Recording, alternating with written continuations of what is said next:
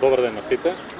Денеска во посета на општина Струмица е потпредседател на владата и министер за транспорт господин Александар Николовски, со кого заедно извршиме увид во проектната активност на реализација на атмосферска канализација во село Просениково. Ова населено место има сериозен проблем со атмосферските води и беше наш приоритет за да отпочнеме проект со кој трајно ќе ги решиме проблемите на овие жители од Просениково. Проектот со вредност од 48 милиона 599 илјади денари и целосно е поддржан и финансиран од Министерството за транспорт. Воедно упатувам благодарност до министерот за разбирањето за реализација на овој проект. Со ова, како што реков, има трајно решавање на проблемите, бидејќи овие жители имаат сериозни проблеми не само со обработливите површини, туку и со нивните домови за домување и покупување и дворовите имаат сериозни проблеми со поплавите. Овде нормално не застануваме, имаме слични и вакви проекти, се со цел да и подобраме условите за живот на сите наши сограѓани во општина Струмица. Навистина ми е драго што еве денеска сме во Просениково. Ова е нешто што го ветивме во последната изборна кампања за локалните избори. Се трудам секогаш да го одржиме зборот. Кога бевме во кампања заедно со сегашниот градоначалник, тоашен кандидат, ова беше големо ветување и драго ми е што еве веќе го реализираме.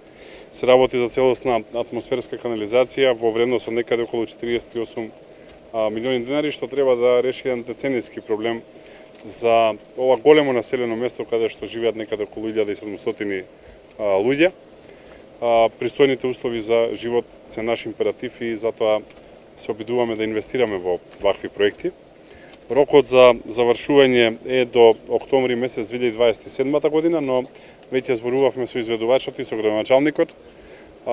Доколку успеат да го завршат оваа година, Министерството за транспорт обезбеди средства да се заврши и оваа година, така што од наша страна финансиски инсентив, финансиски стимул има сега на општината и на изведувачот да овој проект се заврши, па веќе в година да влеземе во нови проекти, во реализација на нови проекти. Она што исто така сакам да го кажам е дека имавме уште две големи изборни ветувања во регионот. Едното беше во општина Посилово за фекална канализација во село Моноспитово во вредност од 22 милиони денари. Тој проект веќе се реализира. И исто така во општина Василево за фекален канализационен систем во градот Шорци во вредност од 22 милиони денари исто така се реализира. Така што трите големи изборни ветувања кои што ги имавме дека ќе даеме поддршка како централна власт веќе се реализираат.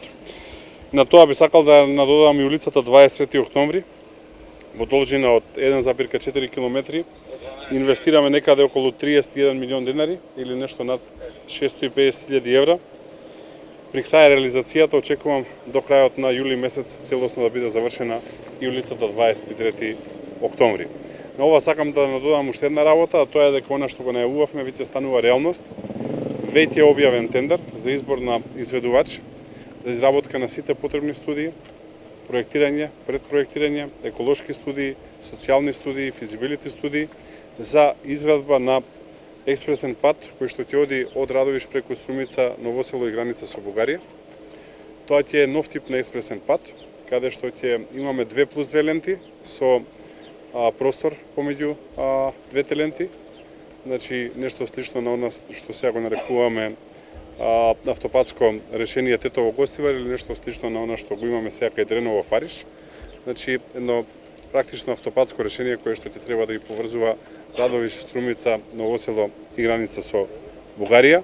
Така што тоа беше нешто што не го ветивме, но сериозно го размислувавме и во соработка со премиерот Мицкоски, кој што на дневна основа е посветен на решавање на големите инфраструктурни проекти и во соработка со директорот на јавното претпријатие за државни патишта Коци Трајановски, еве влегуваме во реализација и на овој најголем инфраструктурен проект за истокот на Македонија.